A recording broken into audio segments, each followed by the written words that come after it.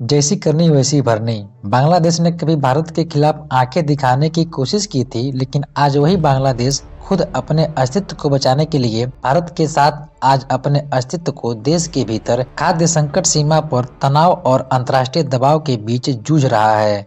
Nobel पुरस्कार विजेता मोहम्मद यूनुस के नेतृत्व में बांग्लादेश के अंतरिम सरकार ने भारत से मदद की गुहार लगाई। दरअसल बांग्लादेश पर संकट के बादल छाए हैं। बांग्लादेश में इस समय आलू और प्याज जैसी बुनियादी आवश्यकताओं की भारी कमी है। स्थिति इतनी गंभीर हो चुकी है कि बांग्लादेश सरकार ने भारत, जर्मनी, चीन और स्पेन जैसे देशों से मदद मांगनी शुरू कर दी है। भारत ने हाल ही में बांग्लादेश को 4,686 टन आलू निर्यात किया, जो पश्चिम बंगाल के मालदा से बांग्लादेश तक पहुंचा। इसके अलावा प्याज की कमी को पूरा करने के लिए बांग्लादेश ने चीन, पाकिस्तान और तुर्की से संपर्क साधा। दूसरी ओर खबर निकल कर आ रही है कि अराकान आर्मी का दबदबा बढ़ गया है। यह समूह बांग्लादेश की सीमा के करीब पहुंच चुका है। बांग्लादेश पहले ही शरणार्थियों का बोझ उठा रहा है। अब अराकान आर्मी की प्रभाव से स्थिति और भी गंभीर हो सकती है।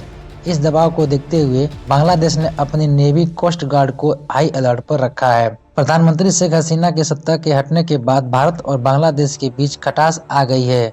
अंतरिम सरकार ने भारत के साथ बैंड ट्रांजिट समझौता रद्द कर दिया है और भारत पर अपनी पकड़ बनाने के लिए पाकिस्तान और तुर्की जैसे देशों से संपर्क की कोशिश की। अराकान आर्मी ने म्यांमार के रखाइन प्रांत के सबसे बड़े हिस्से पर कब्जा कर लिया है और अब उनकी नजरें बांग्लादेश की सीमावर्ती इलाकों पर है। मोंगडाओ जैसे क्षेत्रों में सफलता के बाद उनकी रणनीति बेहद आक्रामक हो चुकी है। सूत्रों के मुताबिक अराकान आर्मी बांग्लादेश की कमजोर सीमाओं का फायदा उठाकर सेंट मार्टिन आइलैंड जैसे रणनीतिक क्षेत्रों पर अपना दबदबा बढ़ाने की कोशिश में है। बंगाल की खाड़ी में स्थित सेंट मार्टिन आइलैंड का महत्व हमेशा से विवादों का केंद्र रहा है। अराकान आर्मी की हालिया गतिविधियों के कारण बांग्लादेश को डर है कि वह इस क्षेत्र पर भी कब्जा कर सकती है।